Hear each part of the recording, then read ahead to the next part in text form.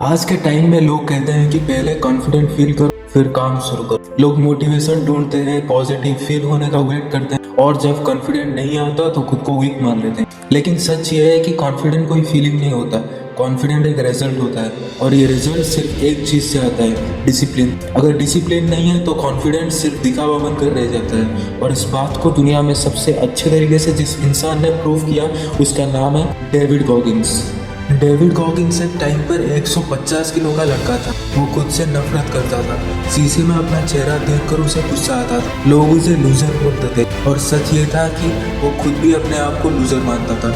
School में वो पढ़ाई में वीक था, हर टेस्ट चीटिंग करके पास करता था।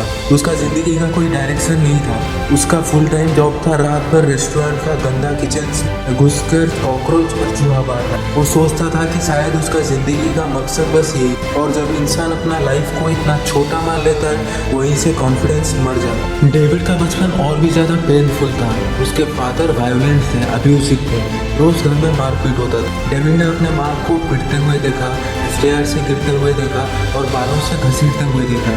जब डेविड अपने माँ को बचाने का कोशिश करता था तो उसे भी बेड से मारा गया। रात के 3 बजे तक डेविड, उसका भाई और माँ स्केटिंग रेस साफ करते थे। ये सब देखकर बच्चे के दिमाग में सिर्फ एक चीज बैठ जाता है, डर। और जहाँ डर होता है वहाँ कॉन्फिडेंस का कोई चांस नहीं। स्कूल में डेविड को उसकी स्किन कलर की वजह से बुली किया गया। लोग उसे काला कहकर बुलाते थे।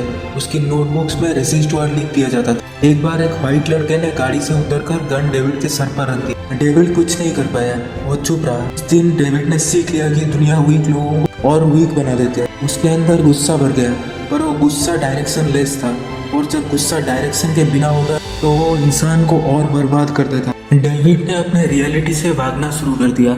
लाउड म्यूजिक, गैंगस्टर स्टाइल कपड़े, अजीब हेयर स्टाइल, फेक एटीट्यूड। बाहर से वो टफ दिखना चाहता था लेकिन अंदर से वो और ज्यादा खोखला होता जा रहा था। ये वो फेज होता है जहाँ ज्यादा लोग अपना लाइफ बर्बाद कर देते हैं क्योंकि वो प्रॉब्लम को फेस करने से वजह उससे हाइड करने लगते हैं। लेकिन कॉन्फिडेंस कभी हाइड करने से नहीं आता। कॉन्फिडेंस सिर्फ तब आता है जब तुम खुद को फेस करो। एक दिन डेविड ने डिसाइड किया कि वो एवरेज जिंदगी नहीं जीना चाहता। वो चाहता था कि जब वो शीशे में खुद को देखे तो खुद पर प्राउड फील करे। उसने एयरफोर्स पैरा रेस्क्यू ज्वाइन करने का सोचा, लेकिन प्रॉब्लम यह था कि वो पढ़ाई में बिल्कुल जीरो। ASVAB एग्जाम के लिए उसे पढ़ना और उसे पढ़ना ही नहीं आता था। लेकिन यहाँ से डिसिप्लिन का असली जन्म होता है, जब तुम वीक हो और फिर भी तुम फाइट करने का डिसीजन लेते हो। डेविड एक पैराग्राफ पढ़ता, उसे कुछ समझ नहीं आता।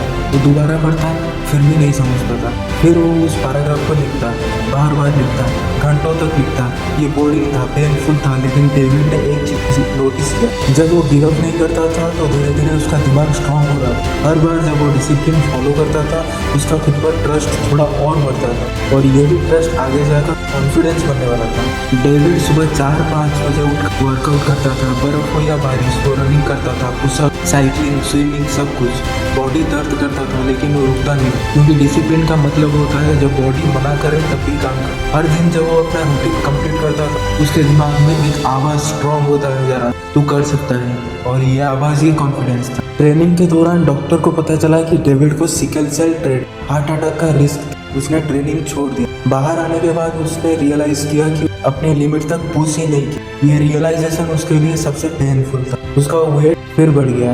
वो फिर से कॉकरोच क्लीनिंग जॉब में चला गया। लेकिन अब फर्क ये था कि वो जान चुका था कि उसके अंदर पोटेंशियल है और जब तुम अपना पोटेंशियल देख लेते हो तो वापस एवरेज लाइफ जीना इम्पॉसिबल हो जाता। एक रात डेविड ने टीवी पर नेवी सील का ऐड देखा। ऐड में कहा गया था कि एवरेज लोग अप्लाई ना करें। डेविड को लगा जैसे यार उसे ही बात कर रहा। उसने डिसाइड किया कि वो अपनी लाइफ में एक लास्ट चांस देगा और इस बार डिसिप्लिन कंप्रोमाइज नहीं होगा। ये डिसीजन उसकी लाइफ का सबसे पावरफुल डिसीजन। डेविड का रूटीन ब्रूटल था। सुबह 4 बजे उठना, साइकिलिंग, साथ पढ़ाई, swimming practice, gym, running, strict diet. कोई मोटिवेशन नहीं, कोई एक्साइटमेंट नहीं, सिर्फ रूटीन। लेकिन इस रूटीन ने उसका कैरेक्टर बना दिया। रोज जब वो अपना रूटीन कंप्लीट करता था उसका सेल्फ ट्रस्ट बढ़ता जा रहा था और जहाँ सेल्फ ट्रस्ट हो जाता है वहाँ कॉन्फिडेंस अपने आप आ जाता है। नेवी सील का हील वीक दुनिया की सबसे टफ ट्रेनिंग मानी जाती है। लोग बेल बजाकर क्विट कर देते हैं लेकिन डेविड नहीं रुका।